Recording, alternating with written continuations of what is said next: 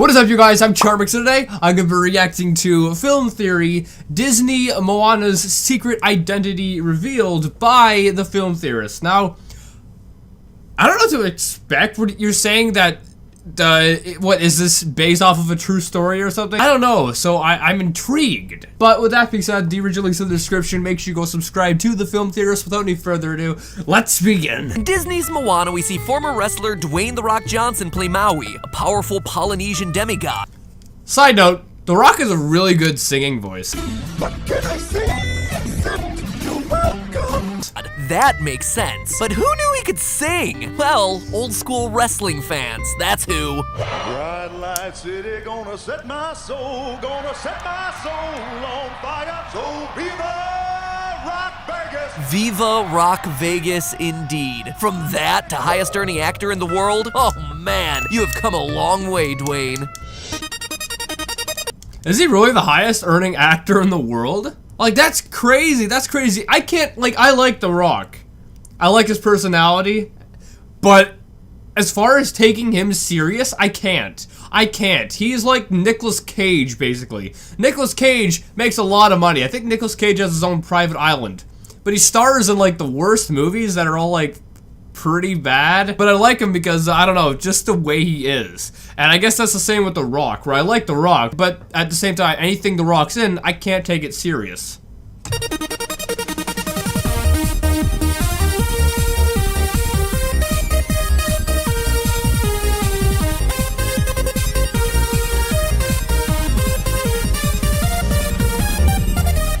Internet, welcome to Film Theory, where Rock, Mr. Rock, Dwayne. Can I call you Dwayne? If you're watching, Dwayne, no need to thank me for dredging up all those old embarrassing clips. What else can I say except for...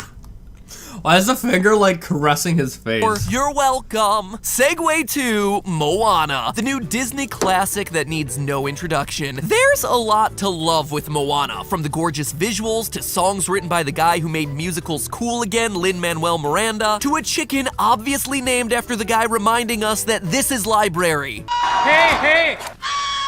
This is library. Or just me impersonating a valley girl. Hey! While Lilo and Stitch give us a small glimpse of Hawaiian culture, Moana really feels like it's celebrating the legends and traditions of all of Polynesia, stories that have been almost completely absent in pop culture history. Now, if you're a regular watcher of this series, you might be thinking to yourself, yeah, Matt Pat, talk all you want about how nice this movie is. I just know that you're gonna tell me that Moana is the devil, or that Maui is a serial killer, or that the pig is actually Moana's brother. And you know what? I can't blame you for that, dear theorist. In the recent past, my theories on lighthearted animated movies have tended to stray a bit to the dark side. But you've...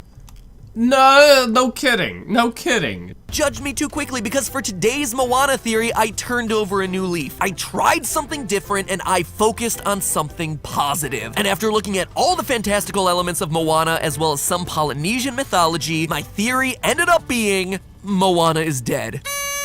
What? What?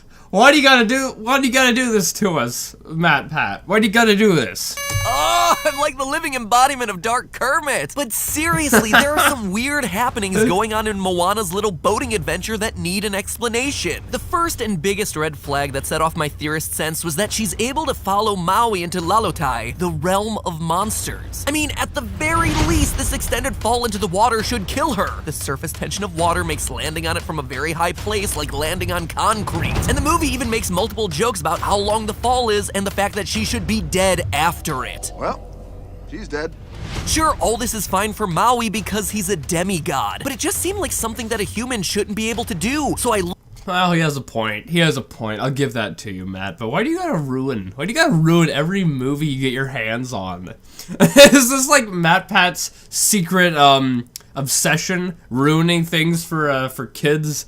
Looked it up and learned that in early drafts of the movie, Lalotai was described as a place for ancestral spirits, i.e. the dead. And that the directors of the movie, John Musker and Ron Clements, still refer to it as the underworld in the special features of the film. First entered the underworld. So my fears about the scene weren't getting any better, but I swear to you, internet, I was determined to stay positive. Maybe in Polynesian myth, humans can go to the underworld. So I dug even deeper and learned that the Polynesian underworld is usually called Pelotu rather than Lalotai. And according to William Mariner, an English writer who lived in Tonga in the early 19th century, Pelotu was said to be both invisible and inaccessible to mortals. We even get a hint of that in the movie when Tamatoa.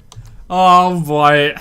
We're only 3 minutes in, and I think he's correct with this one. Moa, the giant coconut crab, expresses confusion about Moana's presence in Lalotai, asking her, What are you doing down here in the realm of the month? Just pick an eye, babe. So that was red flag number 1. Add to it the fact that Moana frequently sees the spirit of her dead grandmother Tala, and you've got yourself no ordinary day for a mere mortal. There's even a scene in the movie that could definitely have killed her. The first time Moana tries to sail beyond the reef, her boat gets overturned by a large wave. She's then tossed into the water, the canoe bonks her on the head, and her foot gets stuck under a piece of coral. I mean, I'm no doctor, but getting smacked in the head by a large piece of wood, then getting trapped underwater for an extended period of time seems pretty bad for your health. And well, you see, it's an animation, right? And it's also like a kids movie, so you can't really show the characters dying off in kids movies. Long live the king.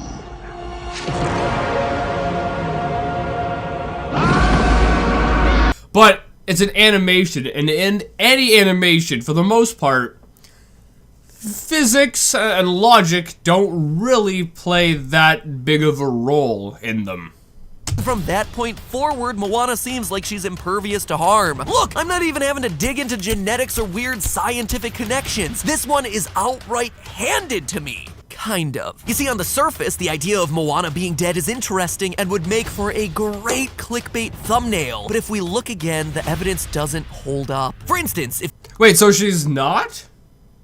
that reef crash is indeed the moment where she passes on, then the people in her village are interacting with a ghost for an awfully long amount of time like it's no big deal. And interacting is one thing, but making a teenage ghost girl your next chief, that is where I draw the line. Also, it's worth noting that the whole thing about her talking to her grandmother's spirit is rooted in Polynesian legend. According to anthropologist Zachary Graves, in traditional Polynesian culture, ghosts are often thought to interact with the living, whether for good or for evil. And if they're both dead, why is Grandma a glowing white spirit thingy and Moana is just Moana? Maybe Moana is a demigod as well. That would explain some things. Theory just falls apart. And yet, there's something fishy still going on because, let's face it, none of this explains my initial concern. Why Moana can go to Lalotai, It would explain it is if she was basically the same as, what the frig, the Rock's character. survive that fall into the underworld, land of ancestors, realm of monsters. Moana may not be dead, but she is something. So I kept digging, determined to figure out what exactly was going on, and I found out that my original theory of her being dead couldn't have been more wrong. Well, that's a good twist. That's a good twist. In fact, when I step back to look at all the evidence, she's the exact opposite of being dead. Moana is a god. Ha ha! I called it! What did I just freaking say like 20 or 30 seconds ago? I called this. Well, demigod. Actually, she's just like Maui. Let me explain. First, Moana's relationship with the water is a bit weird, right? After decades of the heart of Te Fiti being missing, the ocean just chooses Moana? What? Because she saved a baby turtle? I don't think so. Who wouldn't save a cute baby sea turtle? It just seems weird. Why her and why now? What makes Moana so special? More on that in a minute. Also, the ocean's treatment of her is pretty inconsistent. She almost drowns in her first boating adventure, but after that moment, she's virtually invulnerable to the sea. Every time Maui throws her off the boat, she gets thrown right back on. When she asks the sea to help her find Maui, yes, she gets caught in a storm, but it's a storm that washes her up on the shore of Maui's island. And every time the heart of Te Fiti goes into the drink, the ocean spits it right back at her like a big petrified loogie. Yeah, we're making phlegm jokes. When I wrote it, I thought it was funny, but now looking back, it's not. It's not at all. Anyhow, all of these demonstrate how Moana...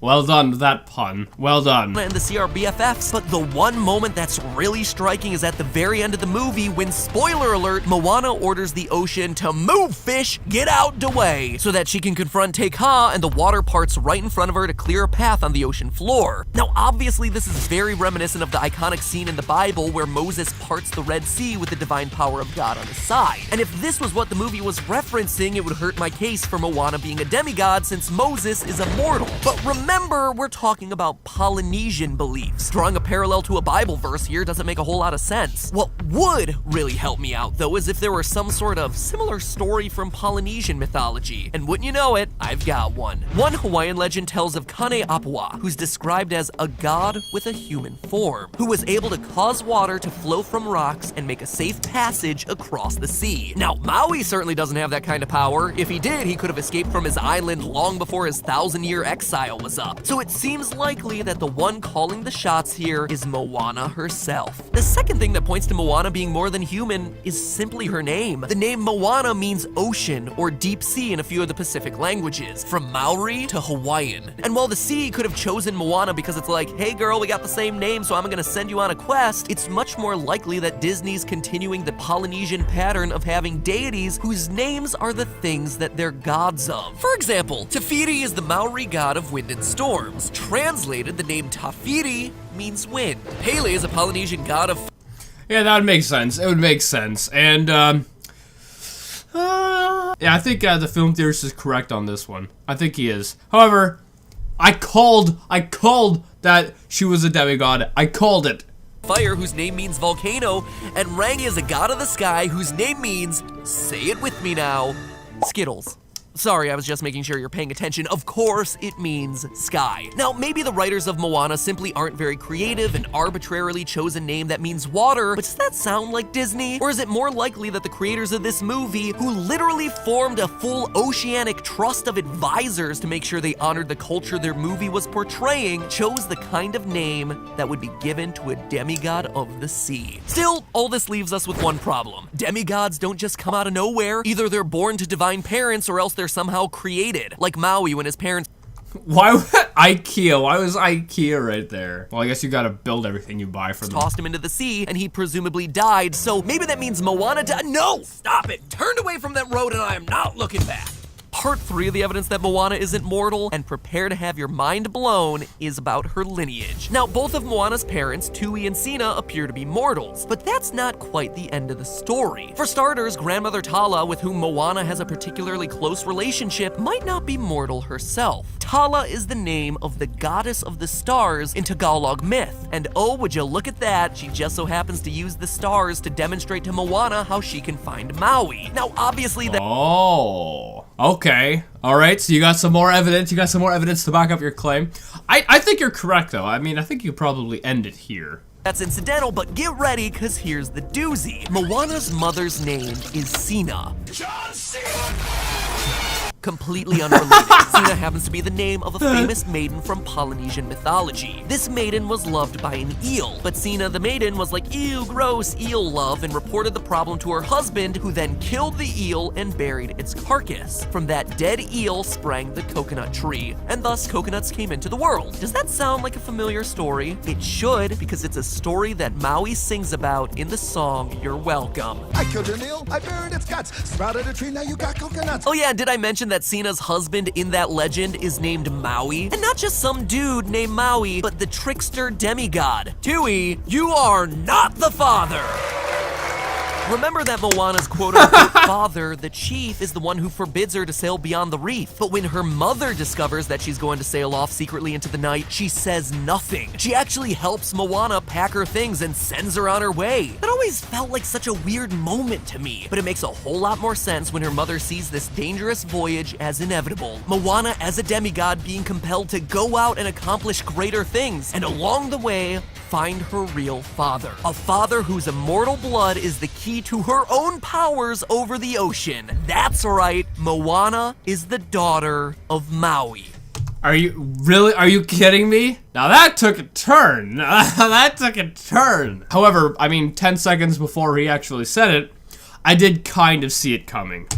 Now, I admit nowhere was I able to find that Moana is the name of the child of Maui and Sina, so getting 100% confirmed status on this is impossible unless one of the creators of the movie steps forward and says yay. But I was able to find one last mind blow for you that rockets this thing into the stratosphere. One of the children Sina and Maui did have was named Kamapua'a, and this wasn't just any ordinary kid. According to the lore, it actually looked like a pig. Huh. Ever wonder why the people of Montanui didn't eat Moana's pet pig if they had no fish and failing crops? Well, that pig's name is Pua, which sounds an awful lot like it's short for Kamapua'a. That's right, the pig in Moana is indeed Moana's brother. Talk about Oh no, that's a twist! out your weird family tree. So there you have it, no serial killers, no devils, but a pig that's related to our latest Disney princess and a hidden godlike lineage that Moana will never know about. But hey, that's just a theory. Yeah, that's weird. A film theory. And cut. Alright, so I think Matt Pat has, a lot of good points on this. And I think he's right in assuming that Moana is a demigod and that, friggin' The Rock's character every time, is it Maui, is her father. But, I mean, there's a lot of plot twists in this. Anyway, if you guys like this video, make sure you give it a thumbs up, possibly share with a friend. If you're new, hit subscribe to join the family. Also, make sure you go subscribe to the film theaters. So with that being said, I'll see you guys next time.